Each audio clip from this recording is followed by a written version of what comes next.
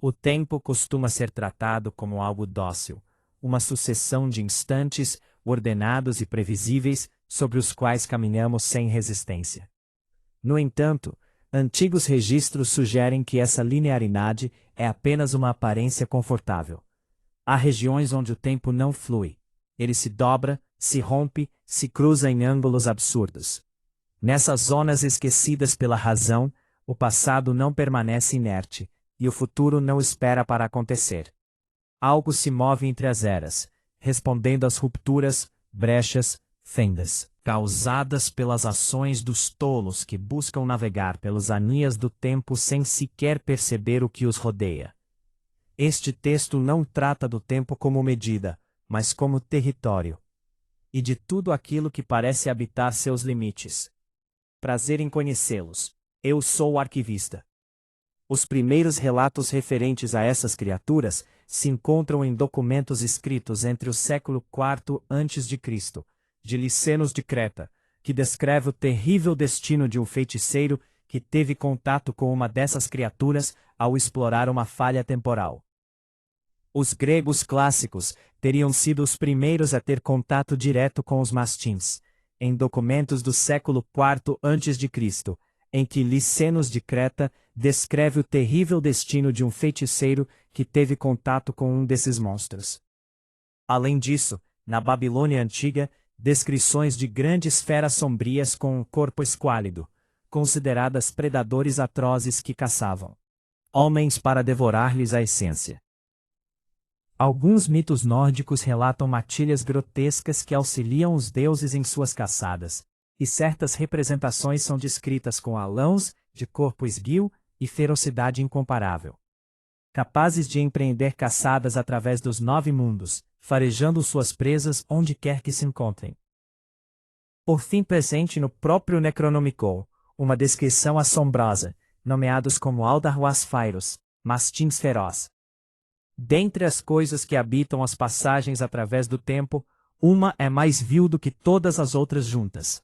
O peregrino que se aventura através dos arcabouços das eras deve estar preparado para tal encontro. E deve tentar evitá-los a todo custo.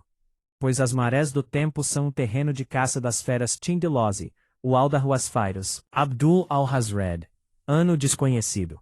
Afora o Necronomicon e suas versões, apenas o manuscritos pnacóticos faz menção aos mastins, revelando sua existência aos olhos dos Yitianos, seres famosos pela exploração do tempo. Os Yitianos se referem aos mastins pelo termo Tindalosianos, que muitos acreditam ser a terra de origem destas misteriosas criaturas. É razoável supor que a grande raça alienígena que conquistou esse título por seu domínio temporal, detenha uma extensiva sabedoria a respeito dos mastins. Certos místicos acreditam que a forma de deslocamento temporal da grande raça, usando hospedeiros para receber a consciência ithiana em diferentes períodos de tempo, tenha sido desenvolvida, depois de tentativas mal-sucedidas de exploração do tempo via deslocamento físico, o que se mostrou por demais arriscado, graças à ameaça dos mastins. De acordo com o notável ocultista Halpin Chalmers, possivelmente o maior especialista na mitologia dos mastins, essas criaturas se desenvolveram através de camadas de tempo angular, enquanto a vida normal tem sua gênese em ondas de tempo curvo. Essa teoria é extremamente controversa e pouco compreendida. A maioria dos documentos que explicavam a tese de Chalmers se perderam quando ele foi morto, supostamente por uma das criaturas que ele tentava compreender.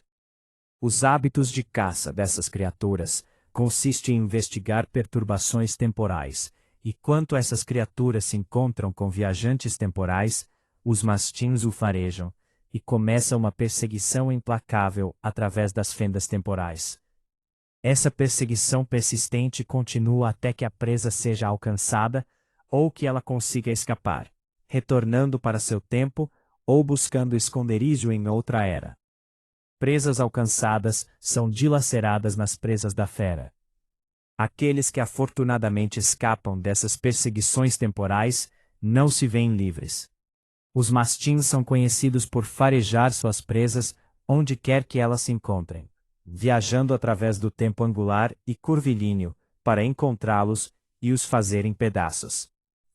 Tamanha é a determinação desses monstros, que uma vez iniciada a caçada, nada os detém, e nada mais tem importância para eles. Um mastim pode empreender a caçada por semanas e até meses, investigando o paradeiro de sua presa em diferentes períodos de tempo.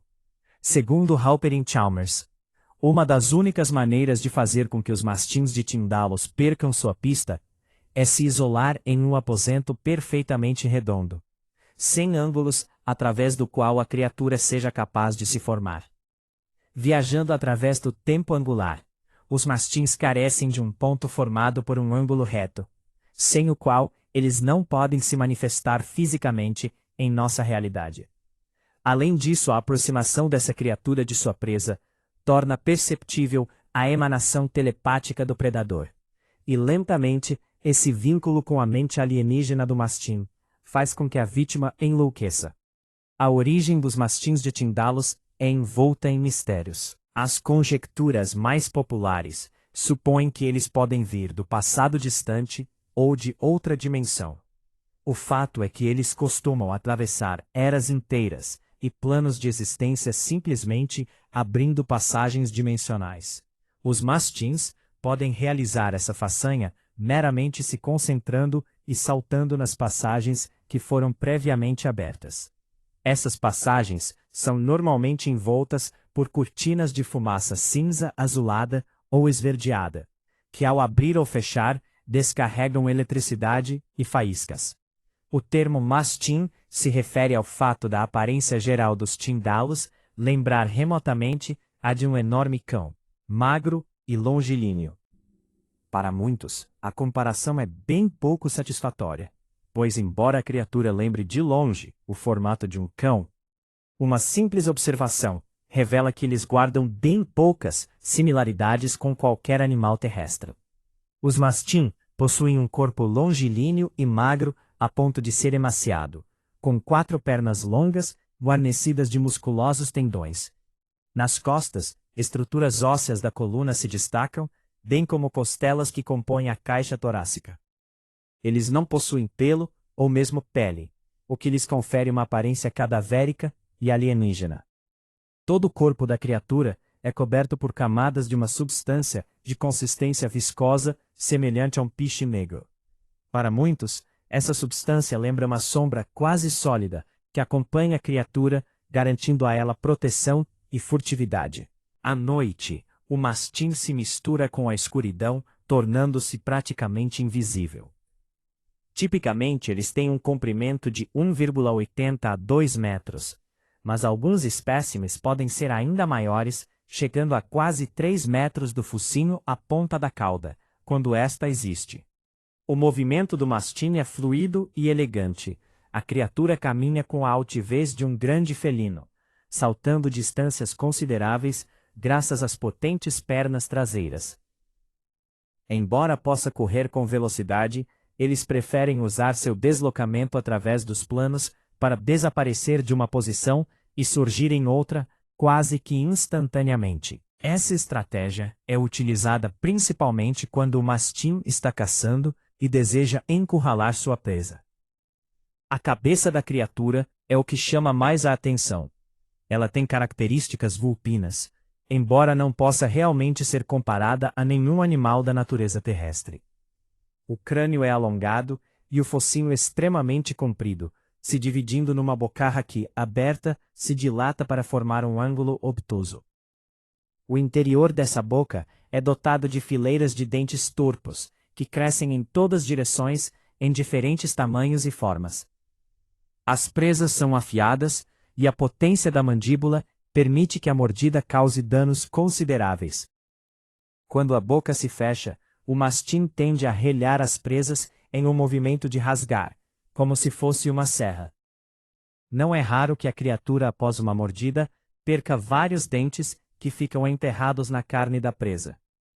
Os dentes tendem a se deteriorar rapidamente e em poucas horas desaparecem. Uma única mordida pode resultar em quase uma centena de perfurações simultâneas. Além dos terríveis dentes, Outra característica da boca dos mastins é a língua, que serpenteia sem parar. Essa língua azulada tem uma forma tubular, medindo até 1,5 metros de comprimento. Ela é musculosa e pode ser usada como uma espécie de chicote, agarrando, puxando e apertando quando necessário. A estrutura é oca, com uma fenda na extremidade. Dela goteja uma bile de coloração azulada viva. Essa saliva viscosa, semelhante a um pus, escorre em profusão e, quando o mastim morde, acaba transferindo parte dela para o corpo da presa. Essa substância é extremamente tóxica, representando uma grave ameaça quando em contato com seres vivos. A análise dessa gelatina azulada demonstra que os mastim não possuem enzimas em seus corpos. Enzimas, na natureza, são importantes para catalisar reações químicas.